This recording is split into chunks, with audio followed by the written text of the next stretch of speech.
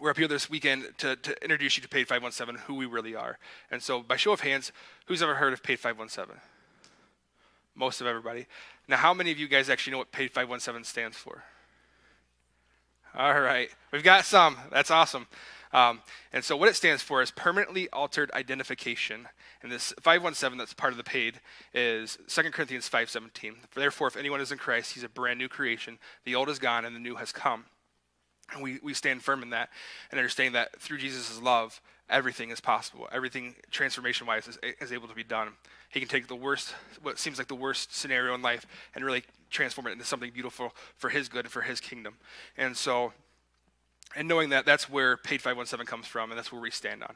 And so there's three things that we teach primarily at Paid 517. The first is love, which as we talked about, and the second is stewardship, and the third is leadership. And all three of these, you're kind of like the twisted sisters of the braided cord. They all stand together, and as long as you're living them all out and walking them out, it makes you a super strong individual.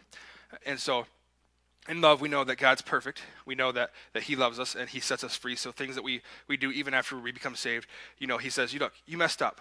Move on. There's no reason to sit here and pity because you're not going to go anywhere in life. And number two, we know that with stewardship, it's a huge part of everything in life. So most of you are thinking, uh-oh, here he comes. He's going to talk about money. Not really. So we're going to move forward. Stewardship isn't just about money, and that's where most people automatically get hung up. They're like, well, what are we talking about money for? It's not about money. Stewardship is simply this: taking care of everything that God has blessed you with. Your house, your car, your family, your personal body, everything that God's giving you, he wants you to take care of and be an excellence in it and honoring him. And so the third part of that is leadership. And leadership runs right hand in hand. They're like the conjoined twins. When you have stewardship, you always have leadership following. So by show of hands, who in here believes that they're a leader? I want to see everybody's hand go up. But I got something good for you. So here's the deal. So some of you guys might be leaders in the marketplace. You might be leaders of your home. You might be leaders wherever you're stationed for your job. But here's the really cool part. Even if you don't feel like a leader, you are, because you're still leading yourself. Everyone is a leader. And so that's a foundational truth that we teach our students, because when you begin to understand that you're a leader and that you're wherever you're going, whatever God, whatever destiny that God has set before you, whatever his plan is, you have to be able to lead yourself to it. Because the reality of it is, yes, God's there and he's got puzzle piece after puzzle piece for you to continue on with your life. But if you're not forcing yourself and leading yourself in that direction, you're always going to be stuck complacent. And complacent means you're not moving. And so that means you're dying. And so moving forward, those are the things that we teach that are foundational truths. We've seen it work. We've seen the students really grab a hold of it. But it's not that what we're doing, it's what God's doing in their lives and through the power of his love and his kindness. And so you're thinking, that's all great. So what do you guys do? What's this normal Sunday? And so normal Sunday is pretty cool. We have some type of game outside, which is a lot of fun. It's one of my favorite things in the world to do, is go out and play with the kids. It makes me feel young until I realize that how slow I really am. And after about 2 seconds of running, I'm like, and they're all like, you gonna die? Like, come on. And so we have all kinds of games we play. We play kickball, which is one of my favorite. We play wiffle ball, also another favorite. We even play football, and we have our students who are like super into football. And so it comes time for the fall, and I'm like, all right, now it's time for football. They're talking spring. Hey, can we play football this week? I'm like, dude, it's like 65, 70 degrees out. No, we're gonna get out of breath, and we're gonna start sweating, and it's gonna be bad. And they're like, no, it's gonna be great. And I'm like, okay. 5 minutes into it, and you're just, and all the students are like, come on, next play. I'm like, Jesus, come back. And so we love to have fun, and I couldn't think of any better way. We actually put a video together. I was asked the question on one of the funniest things I've seen since being a youth pastor, and you guys can check the response out.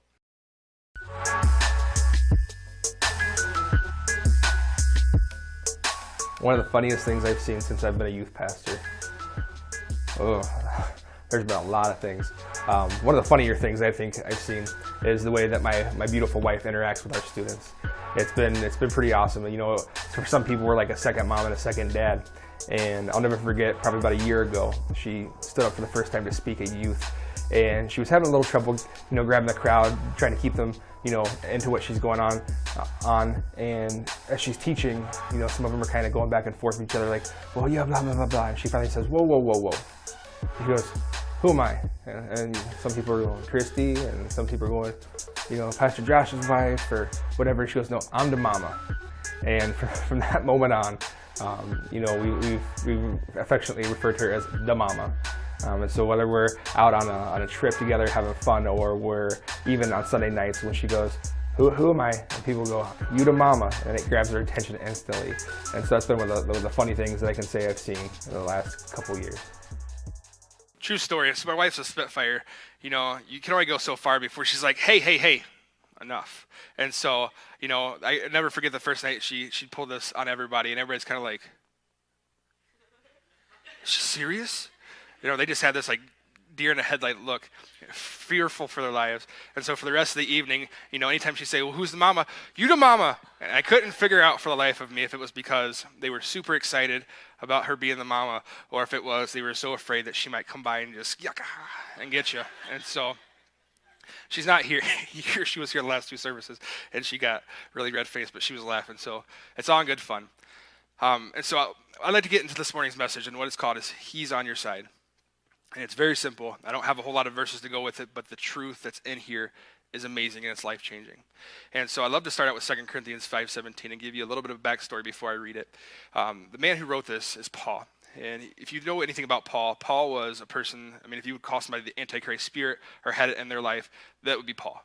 Paul did not like the fact that Jesus was doing what he was doing. He did not care for the movement that was going on when Jesus was walking the planet, to the point where he would actually have people, you know, put in jail, even up to the point of being executed, because he didn't agree with the way that they were believing.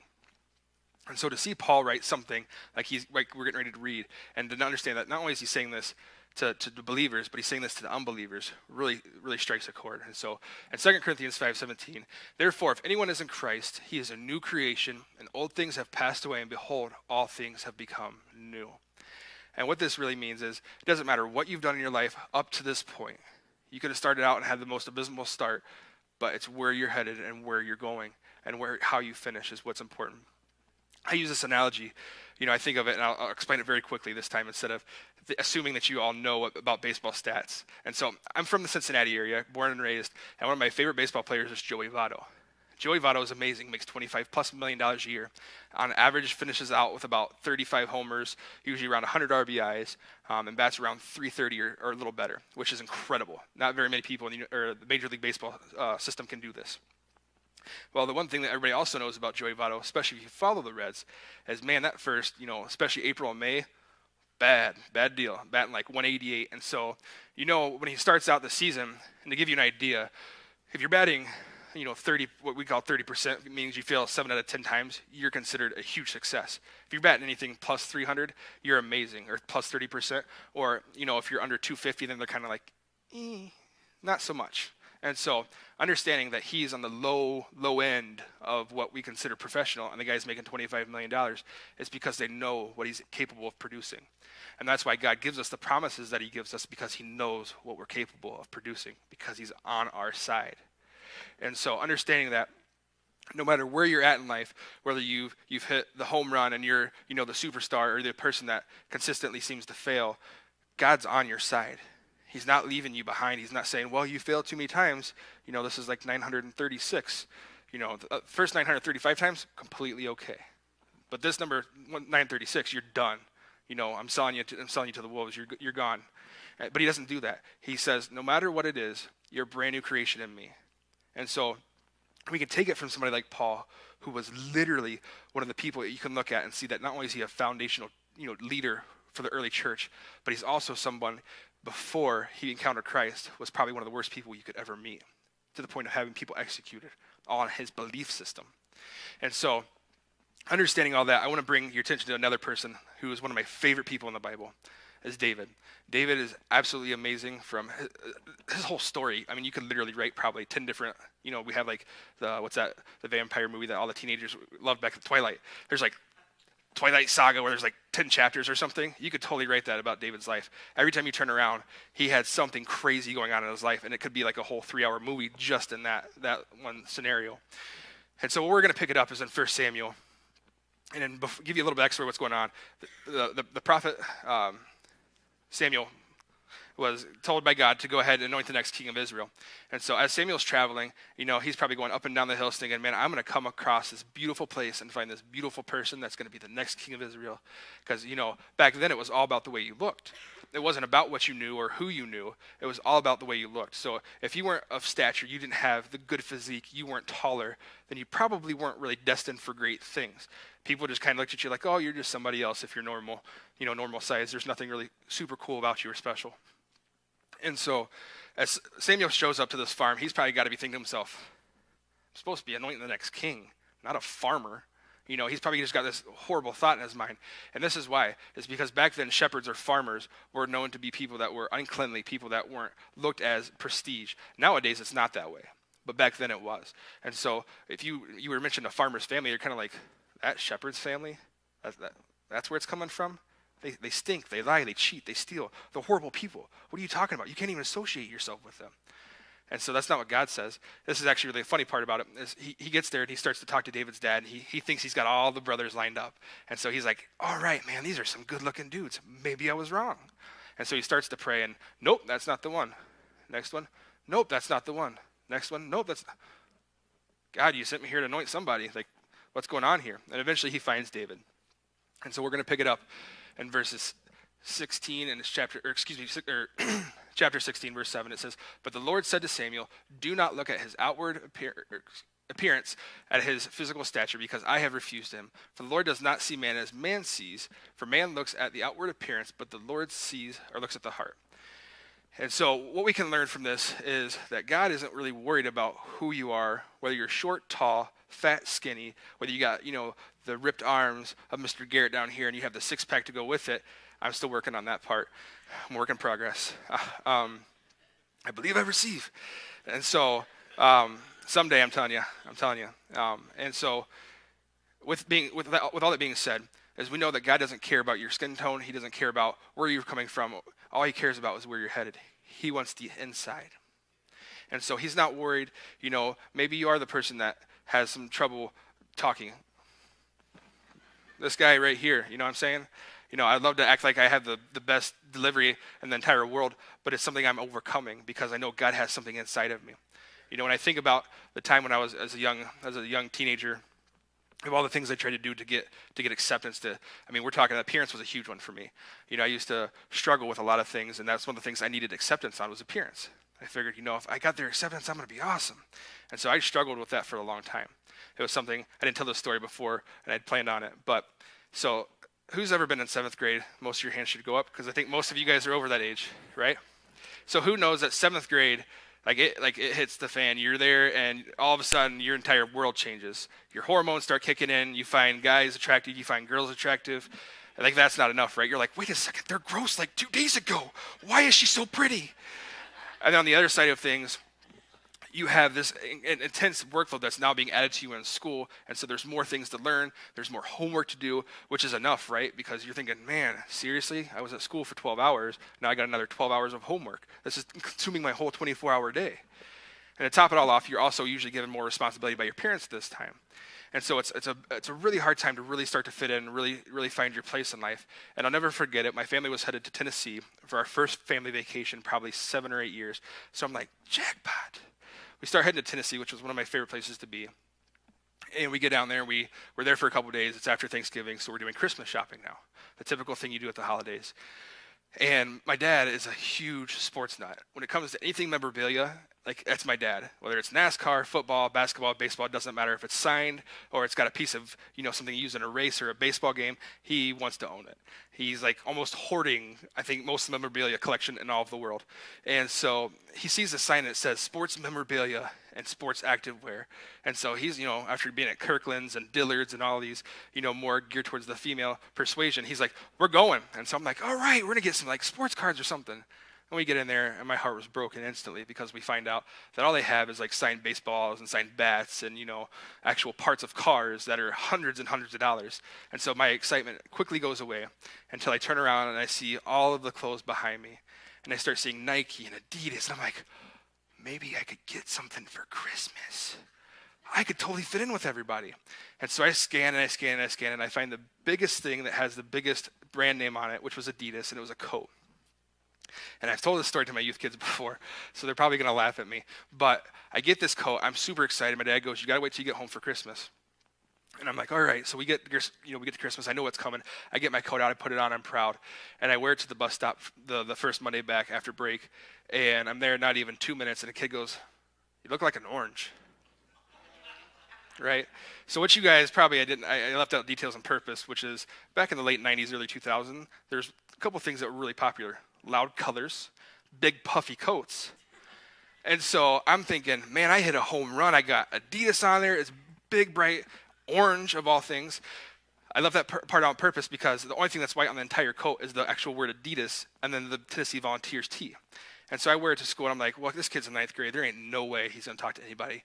So sure enough, a couple days go by, and this kid ends up seeing me in the hallway and in front of a couple of my close friends, along with, probably 20 or 30 other, which felt like 400 people. He goes, "Hey, look, it's the orange." And so for my 7th grade year, I went through this entire abysmal thing of feeling this big, and I was kind of chunky, man. I was like 5'9", 240 pounds. So I had like the grandma cheeks where the grandma comes and goes, "You look so cute, Josh." I'm like, "I'm 12. Come on, grandma." And so I'm going through all this, and I say all this to tell you this, is even in that moment, I didn't understand that God had a plan for my life. At that point, I didn't even really understand who God was, let alone understood that there was an actual plan. I didn't know he was on my side, so at that time, I felt like one of the worst things you could ever feel. I felt rejected. I felt shamed. I felt guilty because, I didn't have the coolest stuff. And it wasn't because my parents couldn't afford it. It was because my parents knew I was growing, and there wasn't no reason to be putting a kid in, a $50 outfit when he's going to outgrow it 2 weeks from now. And so I learned from a very quick age that I had to find acceptance somewhere. And it wasn't obviously in my appearance because I wasn't, the sharpest tool in the shed. I definitely wasn't, Rico Suave by any stretch. And so coming back to it, I would like to bring up a friend of mine and let her share her testimony on how God used her and how he's on her side as well. How we doing? Woo! My name's Lauren. I've gone to Believers about 2 years now, and I'm just going to tell you a little background on me. It was August of 2015. The water baptism was here, and I went to, my mom was like, "Hey, come to my baptism. I'm getting baptized." All right, cool. A bunch of people coming up to me. I don't know who they are. They hug me. "How you doing?" "I don't know you. Get away." And so that goes on, and I go to church next weekend, and I see the happiness everyone has. So I go, and I'm just like, wow, this is really life-changing, like, the people, they're so positive, and they're there for you, even if it's like, you're super down. This is part of my mom. I get it from my mom, crying. But, yeah, it's been super life-changing since. I wouldn't change it for the world. It's been great ever since meeting Pastor Josh. Stop cutting onions.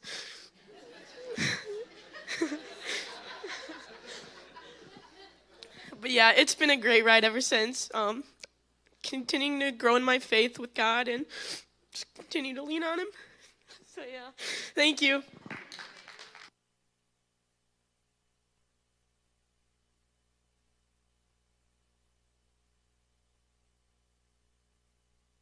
Made the epic fail of life right there. Got to remember to turn the mic back on. And so the reason I had Lauren come up and share her testimony is not to say, look what our ministry is doing. It's to say, look what God's doing. Because the reality of it is, he took a little broken boy that was deep down inside of me, just like he took David, who was considered a throwaway, a castaway, someone that should have never been able to do what he has done in his life that we all now can look to for guidance. And he used us, saying, look, I've got something for you. I'm on your side. And each and every one of us can share stories of where we've been in life and where we felt like there was no hope, but God was there. And he always meets you when you're least expecting. You're like, there's no more hope. And then all of a sudden he's like, I'm God. I'm here. I got your back. And so moving forward with David, you can look at David's life and realize there were some really high moments. When he killed Goliath, I'm sure he felt like, 12 foot tall instead of 5.5 foot tall. And there's also times in his life where, not necessarily because of his own actions, like Saul throwing a spear at his head, nothing to do with David. But it still happened, right?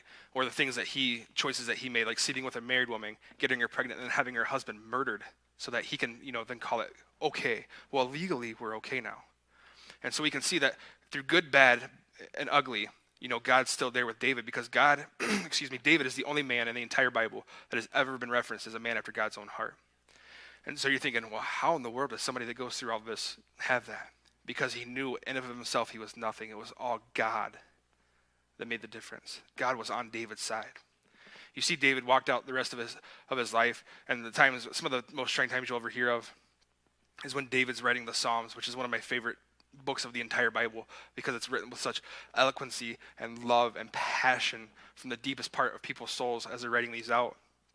And when I was young and dumb, before I started paying attention to understanding the Bible more, I was just kind of like, well, David wrote all of them. David's like the coolest writer ever. He must have like Grammys and all kinds of stuff in his closet. He just writes all this stuff. It's just amazing.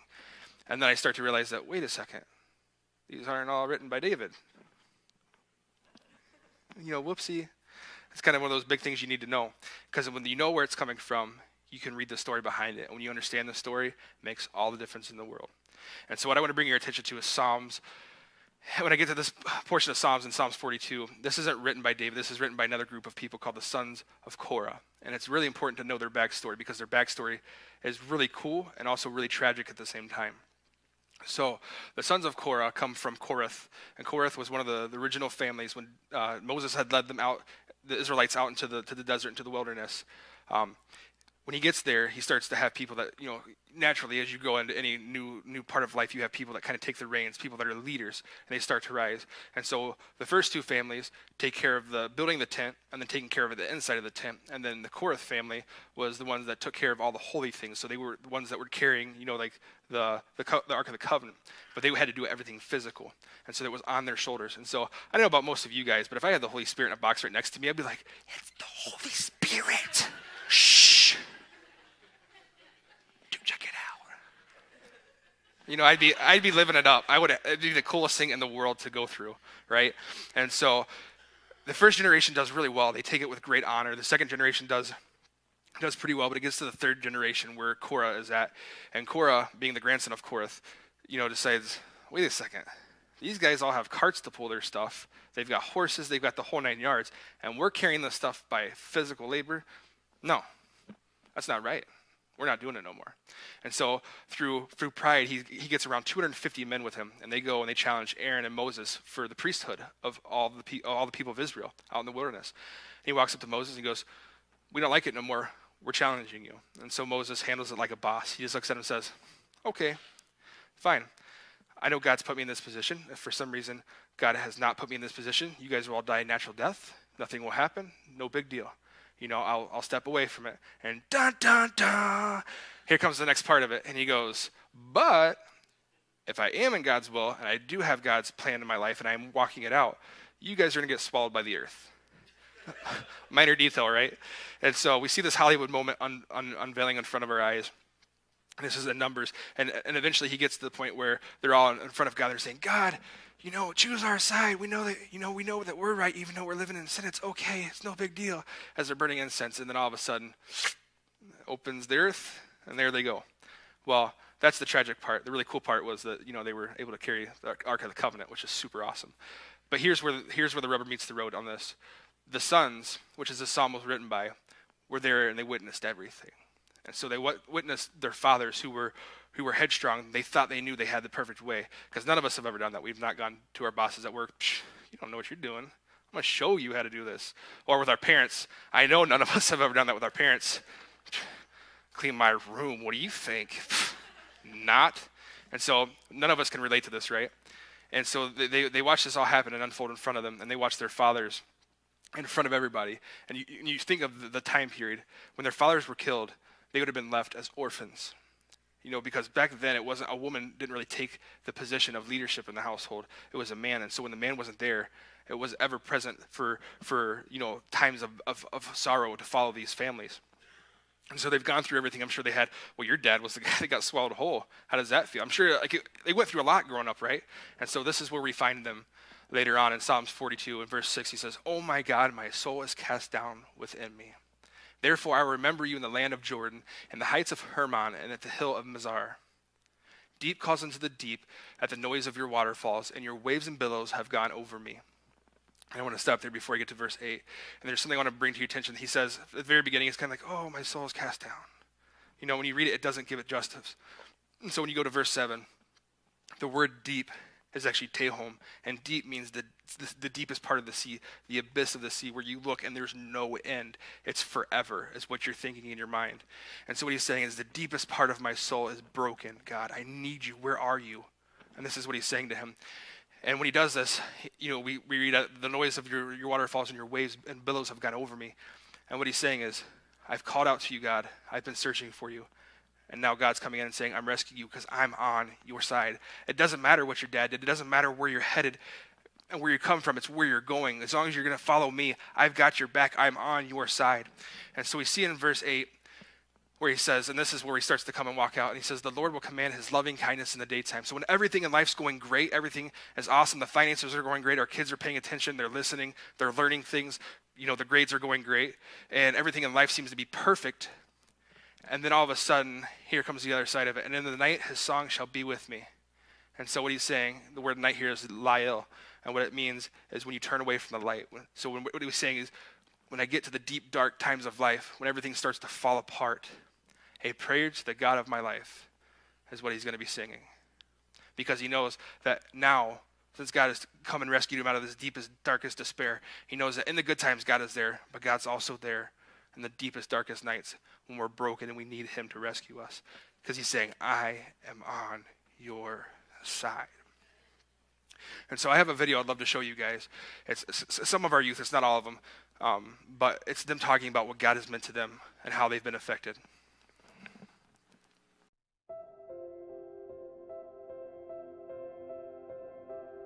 I've run a lot stronger relationship with God. We have a lot stronger friendships. I've learned what it means to be a true friend. Oh, definitely the way I look at people. Definitely. I'm not as quick to judge other people as I was, but yeah, that's definitely changed. Has had a great effect on my life. It's taught me how to be a better dad. It's taught me how to understand people better. It's taught me how to love people better. It's taught me how to deal with challenges as they come, because sometimes things come out of left field that you're not expecting. And it's given me a way to understand how to react in grace and how to react in mercy and love and kindness.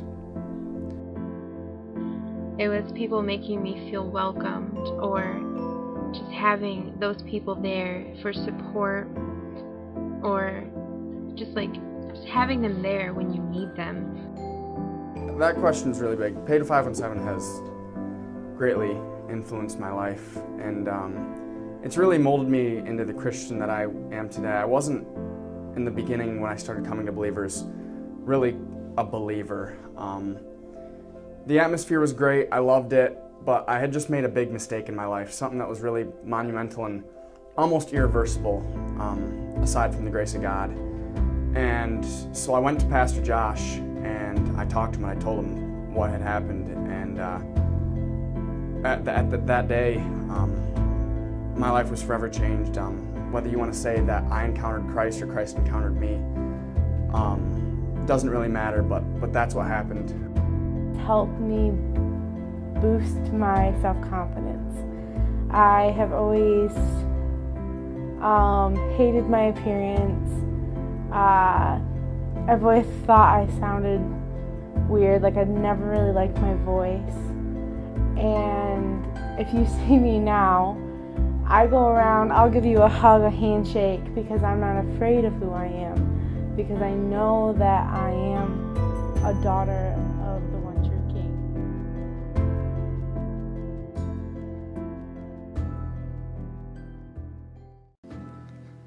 And so what you see here, I'm doing great this time. I've cried the last two services, I'll have you know. I'm doing great. This key was not looking when it says he is on your side. I'm like, oh, gets me every time. And so where we find ourselves in this moment is we're seeing people talk about real life. It's easy to talk about Bible stories because in our mind they're just characters, they're just stories. They're not stuff that happened in real life, even though they did. it's a completely different thing when you talk about taking your kids to school and they make you want to pull your hair out by the time you get there and you feel like a horrible parent because of it. Or because you get paid and everything seems like you're gonna you break even and everything goes perfect with finances, and at the last second something comes up and you're stuck in a position where you feel like you're broke and you can't make it out of this heap that you've been put in, whatever bill it was. Or it's something else where you had this best friend that you thought was there for you, and then you find out that they're not.